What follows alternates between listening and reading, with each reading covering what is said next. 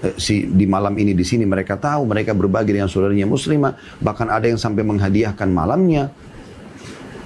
Ada pada saat salah satu istri sakit, dia menghibahkan malamnya. Itu keimanan di situ dan ada kenikmatan tersendiri bagi para praktisi ini. Saya tahu ada seseorang berpoligami, saya kenal benar orangnya. Ya, rahimahullah, sudah meninggal beliau ya. Tapi orang ini berpoligami, dia punya pola yang itu ditahu oleh semua orang di sekitar beliau gitu. Jadi kalau dia hari ini misalnya malamnya istri pertama, maka istri yang lain ya, itu akan saling membantu untuk menyiapkan makanan hari itu gitu. Nah istri yang malamnya ini itu enggak lagi beraktivitas untuk masak, untuk urus yang lain. Itu urus istri yang lain yang urus yang 3 orang ini karena istrinya 4. Yang satu ini hanya duduk menemani suaminya, ngobrol, diskusi, menghibur suaminya, begitu saja. Makan sama-sama segala macam. Dia pokoknya yang mendampingi suami pada saat itu di depan istri yang lain. Besoknya istri kedua malamnya, maka istri pertama bergabung sama yang ketiga sama keempat untuk masak, untuk mengurus rumah, ngurus anak-anak. Yang kedua ini murni duduk menemani suaminya seharian. Begitu juga yang hari ketiga, istri ketiga, hari keempat, begitu terus. Itu terjadi dan mereka sangat bahagia. Apa kita mau pungkiri kebahagiaan mereka sementara mereka sendiri merasakannya? Kan tidak mungkin, ya kan? Tidak boleh kita egois. Kita tidak mau kita sendiri. Makanya saya sudah bahasakan itu. Karena Anda jangan sampai membantah hukum Allah Subhanahu Wa Taala. Ini yang sedang kita titik beratkan. Orang miskin juga kata beliau tidak boleh menyangkal keberadaan orang kaya. Orang yang buruk bentuk tubuhnya tidak boleh menyangkal keberadaan orang yang bertubuh ideal. Orang yang mandul juga tidak boleh menyangkal keberadaan orang yang beranak. Demikian juga segala hal yang hikmahnya hanya diketahui oleh Allah. Seperti halnya poligami juga. Tidak boleh disangkal dan tidak boleh diperburuk citranya di hadapan orang banyak. Ya, jadi kalau Anda tidak mau, Anda sendiri. Jangan sampai menjadi corong, sudah saya bahasakan tadi, untuk membenci hukum Allah ini. Sehingga Anda akhirnya masuk dalam kategori dosa besar, membenci syariat Allah SWT. Bahkan ada orang yang menolak syariat Allah bisa masih sampai pada tingkat kekufuran. Ya, memungkiri hukum Allah SWT. Ini tidak boleh gitu. Saya pernah dengarkan ada seseorang laki-laki bahkan dia mengatakan a'udzubillah dari poligami.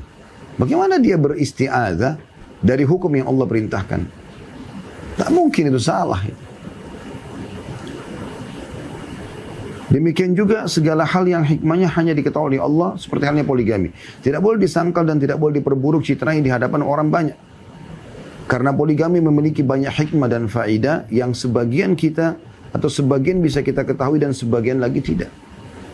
Ketika sebagian wanita di zaman Nabi SAW membayangkan kekhususan yang diberikan oleh Allah SWT kepada kaum laki-laki, Allah Subhanahu Wa Taala berfirman tentang masalah itu.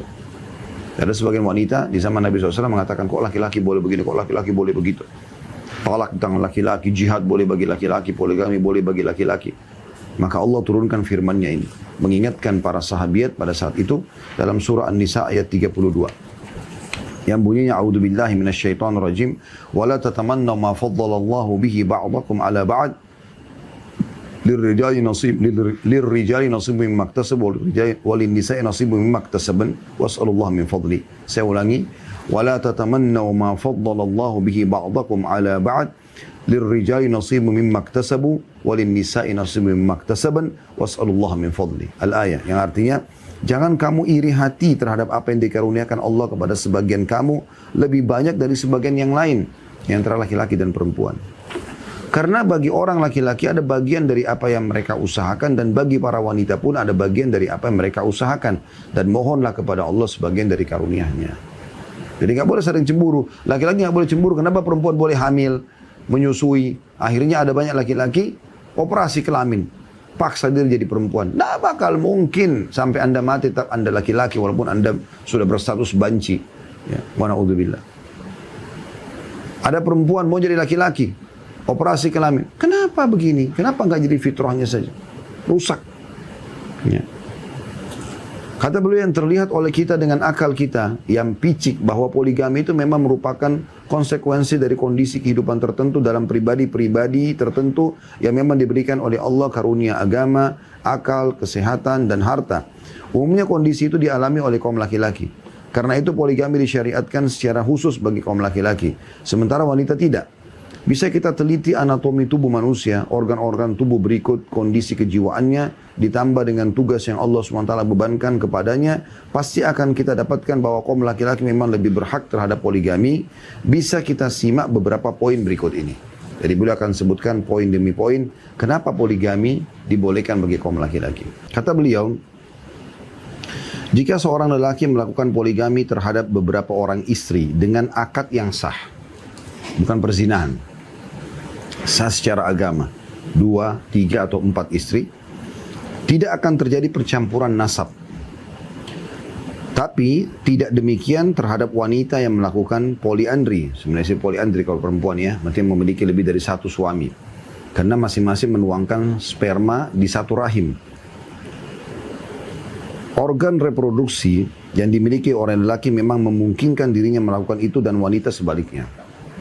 Ya mungkin kan, karena kalau perempuan poliandri, punya 2 suami, 3 suami, semua menumpahkan sperma dalam satu rahim, ini kira-kira anak ini milik siapa? Ya seperti itu kurang lebih. Tapi kalau laki-laki memiliki beberapa orang istri, maka dia boleh saja anak ini yang ini hamil atau 4-4-nya hamil, masing-masing jelas nasabnya kepada si laki-laki itu. Itu yang pertama. Yang kedua, struktur anatomi lelaki lebih sehat dibandingkan wanita pada umumnya.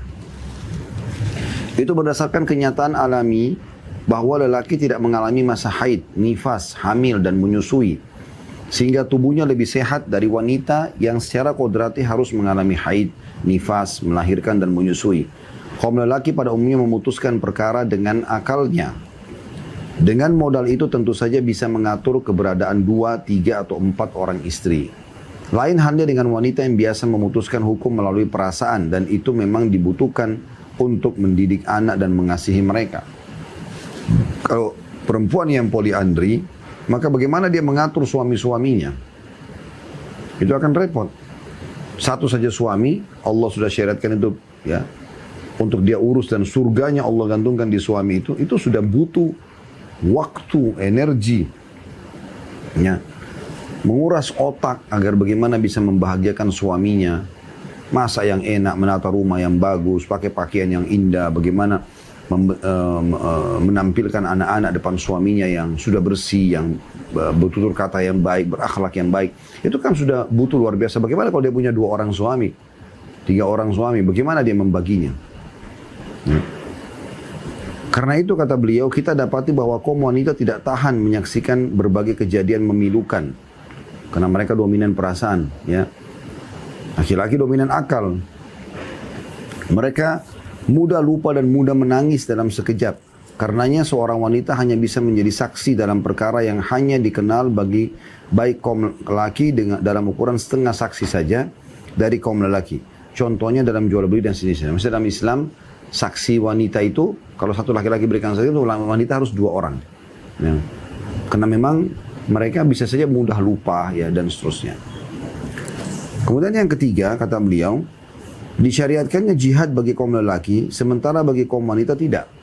Jihad amat erat kaitannya dengan darah, bangkai, dan sejenisnya yang pada umumnya kaum wanita tidak tahan melihat pemandangan semacam itu. Artinya memang menandakan kejiwaan laki-laki lebih siap untuk menghadapi perkara-perkara dalam kehidupan. Yang keempat, lelaki pada umumnya masih mampu melakukan hubungan intim hingga usia lanjut. Lain halnya dengan kaum wanita, mereka akan berhenti berproduksi pada usia yang lebih muda, yaitu yang dikenal dengan usia menopause. Ya. Sebagian sudah mengalaminya pada umur 40 tahun, sebagian pada umur 45 tahun, namun sebagian bisa sampai umur 50 tahun.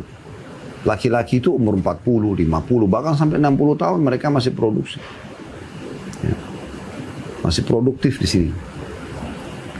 Selanjutnya, yang kelima, sebagian lelaki diberikan oleh Allah SWT kemampuan seks yang berlebihan. Jadi tidak semua tentunya, tapi umumnya. Laki-laki ada yang punya kemampuan lebih gitu.